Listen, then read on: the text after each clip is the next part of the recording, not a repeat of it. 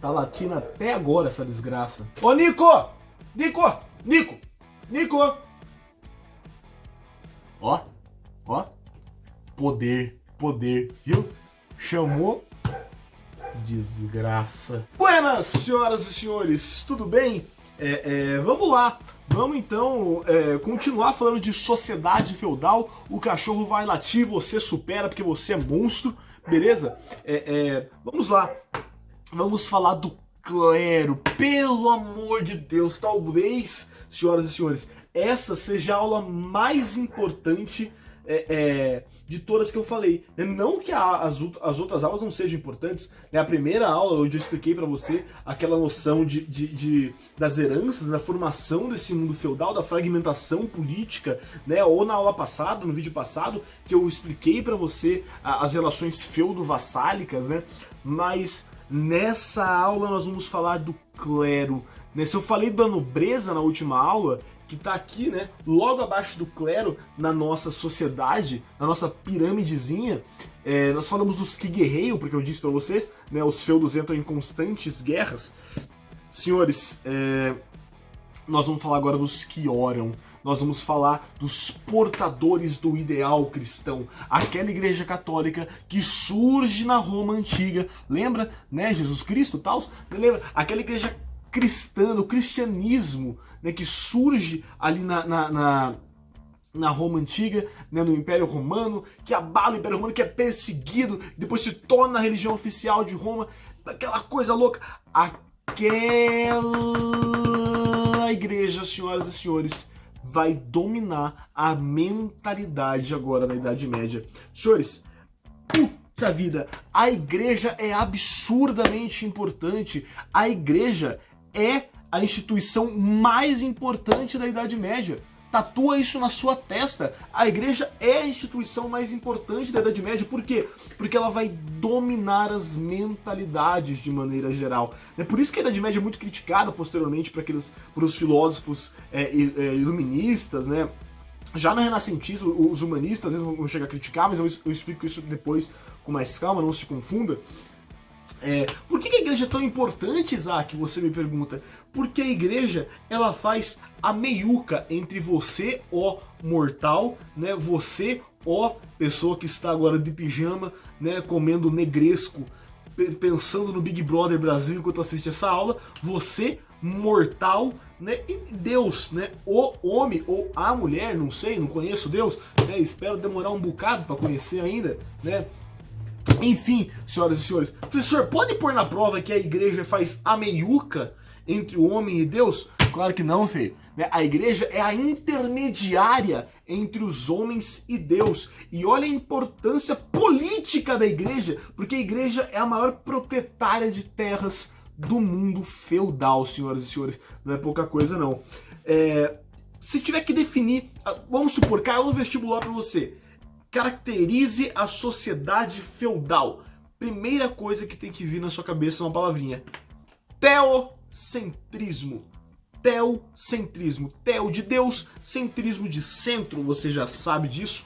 Teocentrismo. Sociedade teocêntrica. As explicações da sociedade estão nas noções religiosas, nas noções divinas. A igreja explica a vida naquele momento. Certo, senhoras e senhores? E mais do que explicar a vida, né, mais do que todas as explicações girarem em torno de Deus, sabe aquela coisa? Não sei se você tem uma tia véia, né? Todo mundo tem uma tia véia, que eu espero que esteja quarentenada em casa nesse momento, que tia véia também é teimosa que é desgraça, né? Ô, tia Mercedes, onde você tá, tia Mercedes? Ah, tô aqui no mercado com as amigas, né? Fica em casa, desgraça. Né? Mas, enfim, minha tia Mercedes é aquela pessoa que eu trupico na rua, ela fala assim: ai meu Deus do céu, foi Deus que pôs aí, né, a pedra pra você tropeçar, né? E aquela coisa, para essa minha tia, a sociedade é explicada por Deus. É interessante pensar nisso, né? Como hoje em dia nós não somos uma sociedade teocêntrica, mas nós temos alguns valores teocêntricos, né? Por isso que de vez em quando o pessoal ainda fala assim: ah,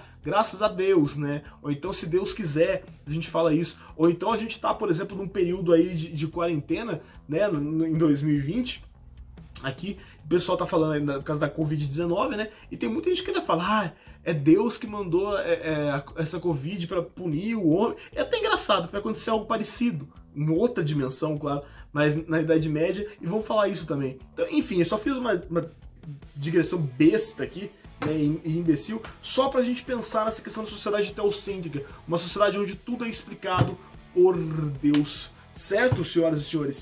E mais do que explicação, você precisa entender que a igreja é responsável pela normatização da sociedade. A igreja normatiza a sociedade, senhoras e senhores. Isto é, as normas todas da sociedade passam pela igreja. Jesus, olha lá, Jesus, né? Jesus, tudo passa pela igreja. Senhores, a igreja controla o tempo das pessoas. Jesus, né? Controla o tempo, de fato. Isso é, as pessoas trabalham, os camponeses trabalham, quando eles sabem que é hora de acordar, né, e a hora de dormir, por exemplo, pelo sino da igreja que conta as horas.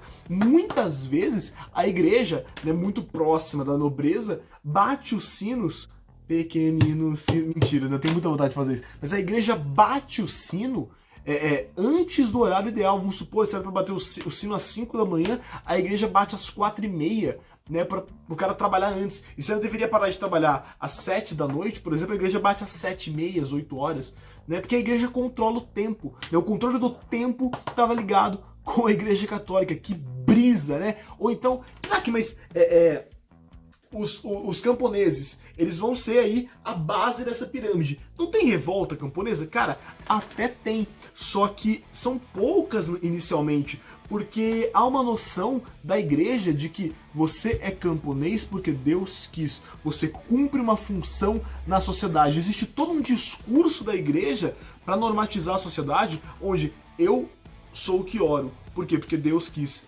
Ele é o nobre que guerreia, porque Deus quis. Você é o camponês que trabalha, porque Deus quis. E toda essa ordem social, essa lógica social é legitimada pela Igreja Católica. Certo, senhoras e senhores? A Igreja Católica define as datas festivas, os feriados, né? Olha lá, né? Hoje em dia também, né? Hoje em dia também. Mesmo que o Brasil seja um país laico, por exemplo, a gente tem feriados católicos. Claro que não dá pra gente comparar de cara, estritamente, como se fossem pesos iguais, né? O momento atual com a Idade Média Europeia com o Brasil. Só que é uma noção de... Lembra aquela noção que eu sempre discuto, né? De rupturas e permanências na história, sem sombra de dúvidas. Isso é uma permanência histórica, né? O Brasil, mesmo sendo um país laico, tem feriados católicos, e inclusive gosto, né? E acho que em ato de respeito a todas as religiões, nós devíamos criar aí feriados de outras religiões, né? E inclusive devíamos criar feriado para ateu também, né? Eu acho que o aniversário de Carl Sagan devia ser também, né, um feriado. E eu faria tudo quanto é tipo de feriado, senhoras e senhores. Se bem que na quarentena, enfim, né? Chama a atenção dos casamentos, né? Olha que curioso, a igreja que realiza os casamentos nesse momento. E os casamentos nessa época aqui, você não pode pensar que era uma coisa de papai, eu amo ele, né? Ele me ama. Não, mas o casamento é um ato muito político, isso cai muito em prova, inclusive, viu? Preste atenção nisso que eu vou falar aqui agora. Mas o casamento é um ato muito político, né? Um casamento, de repente, serve para unir famílias que são aliadas, né? Ou então, muitas vezes, casamentos dentro da própria família, porque o feudo não se divida, né? E olha que coisa interessante pra gente, né, senhoras e senhores? Por que padre naquela coisa, né? Por que padre não dá uma churrascada, legalmente pelo menos, né? O padre não pode dar um chovendo molhado, aquela coisa. Por que o padre não pode fazer isso? Porque ele faz o voto de castidade. A castidade tá muito ligada ao fato, né, de que se a igreja se procriar, vai ter herdeiros, e esses herdeiros vão disputar e vão brigar pelaquela terra, né? E não, a terra tem que ficar dentro da igreja. Você sabia disso, né? Não, você não sabia. Você só pensa em você, não é verdade? Enfim, senhoras e senhores, a igreja recebe muita doação de terra, inclusive, né, de muitos nobres. Enfim, chama a atenção dos senhores para os monastérios. Né? O que são os monastérios? São os locais de formação do clero, o centro de formação do clero, onde você vai ter a presença de monges copistas, né? Pessoas que copiam à mão a Bíblia, né? Porque não tem imprensa naquela época. Mas, enfim, os hospitais, as universidades vão surgir na Idade Média ligados aos monastérios ligados à igreja. Olha que brisa! Né? Mas a Idade Média, professor, né? Eu falo, sempre que eu acho uma coisa feia, eu falo, nossa, que coisa medieval, né? Quando eu vejo uma coisa bruta, eu falo, nossa, isso foi muito medieval, estamos na Idade Média, muito medieval, estamos na Idade Média, né? Porque você tem essa mentalidade que a Idade Média foi só coisa ruim. Vamos quebrar isso daqui a pouquinho, inclusive, né? No próximo vídeo a gente quebra isso, mas não, teve muita coisa boa na Idade Média, senhoras e senhores. Enfim. Os hospitais, os primeiros hospitais, como a gente vai se desenhando, não é como a gente conhece hoje, né? Mas o embriãozinho do que a gente conhece hoje veio com a Igreja Católica. E eu chamo a atenção da filosofia escolástica. Filosofia escolástica, você tem um dos principais representantes, São Tomás de Aquino, é uma forma de pensar, é um método de pensamento filosófico que se inicia dentro da Igreja Católica, que a gente conhece como racionalismo cristão, vai unir aspectos da fé com a razão, muita influência de Aristóteles, de Platão, mas eu não vou entrar muito nesse aspecto de falar, não vou entrar muito a fundo na filosofia escolástica, porque tem um cara que fala muito melhor que eu de filosofia. Não é verdade, Brunão? Salve, Monstro Isaac, salve outras pessoas. Eu tô aqui a convite para falar das influências filosóficas na Idade Média. Tudo começa pela extrema importância dos monastérios. Por quê? Os textos dos filósofos gregos estavam lá, todos escritos em grego. E eles foram sendo transmitidos historicamente por uma galera que copiava esses textos à mão mesmo. Não existia prensa tipográfica. Então era função das pessoas que participavam dos monastérios ser copista desses textos. E além de copistas, ser também tradutores dos textos do grego para o latim. Veja só, para fazer isso precisava de 2 pré-requisitos no currículo. 1. Ser alfabetizado. 2. Saber o idioma grego. Em quem que estava concentrado o conhecimento nessa época? Por isso a importância dos monastérios. Lá nos monastérios também estavam estudiosos como São Tomás de Aquino e Santo Agostinho, que pegaram esses textos filosóficos e tentaram juntar com a tradição religiosa. Então, toda a linguagem que surge na religião, como Deus, como anjo, como vida eterna, como pecado, como livre-arbítrio, começa a ser introduzida na filosofia. Introduzida de um modo que a racionalidade e a fé tornam-se complementares. Tem uma interpretação histórica tradicional que a gente fala que lá na Grécia a filosofia fez uma ruptura com as crenças mitológicas. Aqui não. Racionalidade e crença vão ser 2 lados da mesma moeda. Existem ao mesmo tempo. É isso que dá origem ao uso das teorias filosóficas como doutrinas religiosas, principalmente Platão. Tinha uma linha de estudos que era chamada de platonismo e era usada por esses religiosos estudiosos. Beleza? Beijos. Engraçado que o Bruno fala bonito, né? O Bruno, mesmo quando ele fala com esse jeito assim, ele fala legal, né? Eu gosto muito do Bruno. Bruno, saudade do Bruno, né? Saudade do Wesley, saudade da Mayara, saudade de todo mundo, né? Saudade de sair da minha casa. Ai, meu Deus. Né? Tomara que vocês estejam assistindo esse vídeo num futuro, né? Num futuro onde as pessoas saiam de casa. Ai, meu Deus. Enfim, né? Pra gente finalizar a nossa parte de sociedade feudal, senhoras e senhores, e com isso encerrar o nosso conteúdo de Alta Idade Média relativo ao feudalismo, vamos falar dos camponeses, os que trabalham, aqueles que eram crentes pela Igreja Católica, de que estavam cumprindo uma função de Deus, certo? Ao trabalhar, uma função social ao trabalhar. Senhores, inicialmente nós falamos de servos e vilões, né? Vilão não no sentido de vilão, não é isso, né? Inicialmente, lá no começo da Idade Média, nessa Europa feudal, nós tínhamos servos e nós tínhamos vilões, tipos diferentes de camponeses. Servos, aqueles que não tinham nada, e por isso batiam as portas do senhor feudal, pedindo para trocar fazer uma troca, né? Olha, eu trabalho para você e em troca você me deixa morar aqui e eu posso produzir alguma coisa para mim. Servidão, né? Tome cuidado, você não pode achar, senhoras e senhores, que o camponês ele é um escravo, né? Porque escravidão parte do pressuposto de posse, né? Posse de um homem sobre o outro. Não, o nosso camponês ele não é posse do senhor feudal. Mas enfim, daqui a pouco eu volto nesse termo aí. O servo era aquele que se entregava para esse regime de servidão. Ele, olha, trabalho aqui para você, em troca você me deixa morar aqui e me deixa produzir aqui. E o vilão era aquele cara que tinha uma pequena terra, né, tinha uma pequena propriedade de terra e entregava essa propriedade de terra para o senhor feudal, entregava posse para esse senhor feudal em troca de proteção.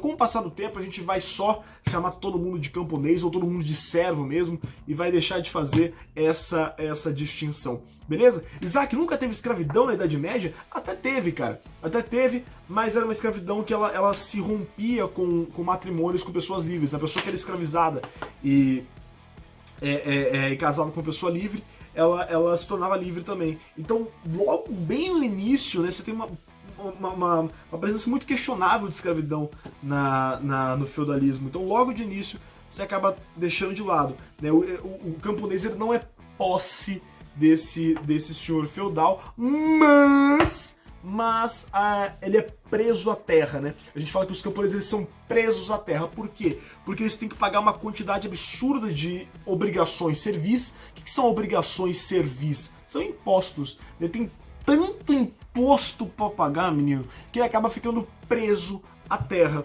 beleza? Então, por exemplo, que tipo de imposto que ele paga? Eu botei um monte para você, que você pode ter acesso no nosso super PDF que você encontra aqui na descrição deste vídeo. Inclusive, se inscreve nesse trem aqui, né? Curte esse vídeo, que eu esqueço toda vez de falar esse vídeo. Eu sou uma péssima blogueirinha. A professora Mayara deve estar com uma raiva de mim aqui agora. Certeza, a professora Mayara assiste... Barba tá crescendo cada vez. Enfim, né, senhoras e senhores, alguns impostos. Vamos começar dos menos importantes para os mais importantes. Né, os camponeses pagavam, por exemplo, as chamadas banalidades. Como o próprio nome diz, impostos mais banais. Né, de repente pagar para usar um moinho, pagar para um pedágio, porque o feudo é muito grande, né, pagar para usar um forno. Né, pequenas taxas que ele tem que pagar.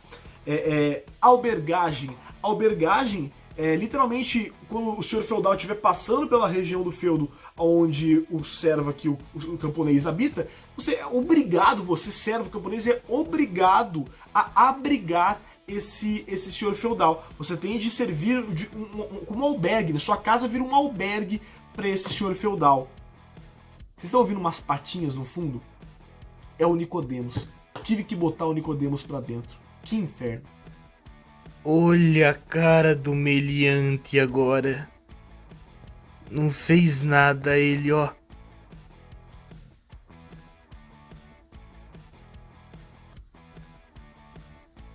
Enfim, senhoras e senhores, voltando pra cá, falando de banalidades, falando de albergagem, mão morta. Mão morta é um dos impostos mais bizarros que se tem nesse momento. Né? O que é a tal da mão morta? Ora, pense comigo. Pense que numa casinha aqui de camponeses vivem 5 pessoas, papai, mamãe e 3 filhos. Né? Papai e mamãe, só 3, né?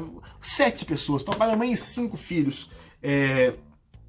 Papai, mamãe e 5 filhos, vamos supor que papai morre. Ó, que triste. Papai morreu, que triste. Mas, putz, eram 7 pessoas que produziam naquela casa.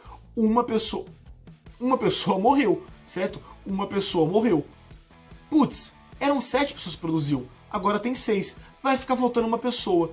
Essas outras pessoas tinham que pagar por essa mão morta aqui, né? As outras pessoas tinham que pagar por o que essa pessoa deixou de produzir porque morreu. Bad, né? Pesado. E vai acumulando isso, né? Então é mais pesado ainda. Senhores, dízimo ou tostão de Pedro, né? Você já deve ter ouvido falar em dízimo hoje em dia, que, professor, conheço, dízimo é 10%, né? Eu pago 10% para a igreja, não sei, conheço alguém que paga 10% para a igreja, é isso, dízimo, 10% da produção desse cara, e é importante que você diga isso. Isaac, como que ele paga esses impostos? É com dinheiro? Não! Inferno, né? Não é. Já falei pra vocês, não é com dinheiro, porque não tem moeda nesse momento, né? A moeda caindo em desuso, certo? Você paga com produção, com alimentos da terra. Demorou? Certo? 10% da produção vai pra igreja. Agora os dois principais estão aí pra gente. Talha e corveia, senhoras e senhores. O que são talha e corveia? Vamos lá então. Itália, metade da produção do manso servil, metade da produção do manso servil vai para o senhor feudal. A talha é essa metade, esse 50% aí da produção do manso servil que vai pro senhor feudal. Demorou? Tranquilidade? E a corvéia, Isaac? Corvéia se paga por tempo de trabalho. Como assim?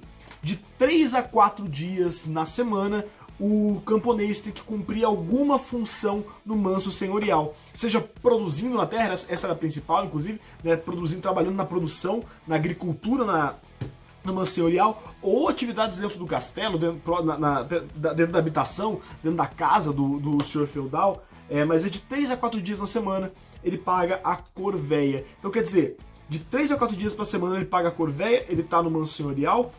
Depois, nos outros dias, ele produz no seu manso servil ali, não no sentido de posse, mas no sentido de local onde ele vive. Ele trabalha ali na terra que é reservada para ele, só que ele tem que pagar uma porrada de impostos, senhoras e senhores. Perceba, no fim das contas, esse camponês ele fica com 1/6 da produção, talvez até menos, né? 1/6 da produção total dele.